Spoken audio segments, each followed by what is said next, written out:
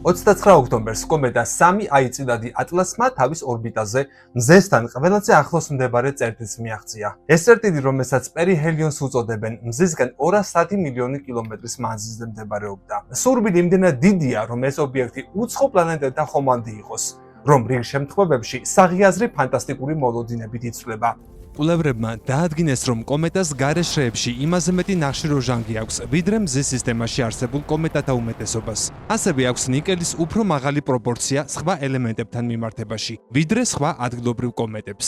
ასეთი ქიმიური ხელწერა უნიკალურ ცნობებს გვაწვდის გაზის იმ ღრუბლის ქიმიური შემადგენლობის შესახებ, რომლისგანაც ის ვარსკვლავური სისტემა დაიბადა, საიდანაც ეს კომეტა მოვიდა. მართალია, კომეტის ყოველი დეტალი სრულად ახსნა ჯერ არ შეგვიძლია, მაგრამ ყველაფრის არ ცოდნა უცხოპლანეტელების მტკიცებულება არ არის. არა მიწერ ცივილიზაციათა შესახებ საუბარი სივრცეს ტოვებს დეზინფორმაციის გასავრცელებლად. წარმოგვიდგეთ მეცნიერის, ავილოების, მოსაზრებებსა და შეხედულებებს ამ ობიექტთან დაკავშირებით. ნოები გადაჭრით არ აცხადებს, რომ ატლასი არის უცხო ცივილიზაციის ხომალდი.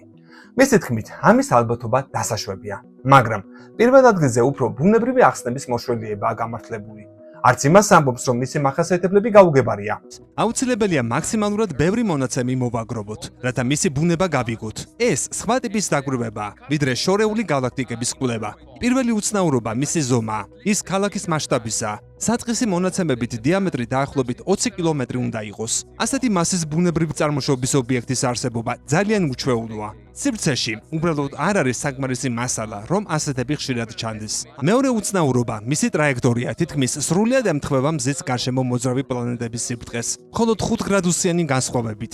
ამ შემთხვევითი დამთხვევის შანსი 500-დან 1-ია. ეს კი შესაძლოა ნიშნავდეს, რომ ტრაექტორია მიზან მიმართულად არის დაგეგმილი. ასევე აღმოჩნდა, რომ ობიექტი კარგავს ნიკელს, მაგრამ არ რკინას. ეს უცნაურია, რადგან ბუნებაში ასეთი კომბინაცია იშვიათია. მთვარისკენ მიმართული ანტიკუდიც დაფიქსირდა. მისი ნათება მზისკენ იყო მიმართული, რაც კომეტების შემთხვევაში საპირისპიროდ ხდება. ობიექტის გარშემო ნანახი რეაქტიული ნაკადები შესაძლოა ან ბუნებრივმა აორთქლებამ წარმოქმნა, ან ტექნოლოგიურმა ძრავებმა. თუ ეს უკანასკნელია, მაშინ საქმე გვაქვს ხელოვნურ პროპულსიურ სისტემასთან. მე თავს ვიკავებ მტკიცებითი ფორმით დასკვნებისგან, მაგრამ მივიჩნევ, რომ ასეთი ზომის ტექნოლოგიური დამოქმედარი სრულიად შესაძლებელია ბევრად უფრო განვითარებული ცივილიზაციისგან მოდიოდეს. უცხო ცივილიზაციები შესაძლოა რეალურად არსებობენ და ჩვენზე დაკვირვებასაც ახორციელებენ. თუმცა, მაინც არ ვიცით ეს ობიექტი არის თუ არა მათი ნახელავი. გამოიწერე კოდის YouTube არხი.